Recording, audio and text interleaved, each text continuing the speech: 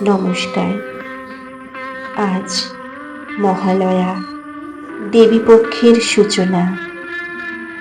মহালয়ায় আজ আমার নিবেদন কবি অজিত কুমার করের মহালয়া কবিতাটি।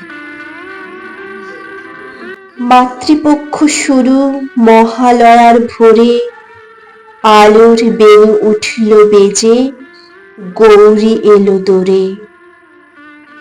প্রাণের সারা চতুর্দিকে আলোক ধারায় আঁধার ফিকে। কয়েকটা দিন পরেই হবে মহামায়ার বোধন। পদ্ম মেলে আঁখি, শিশির পড়ে ঘাসে, হিমেল হাওয়ায় স্নিগ্ধ পরশ প্রস্ফুটিত কাশে।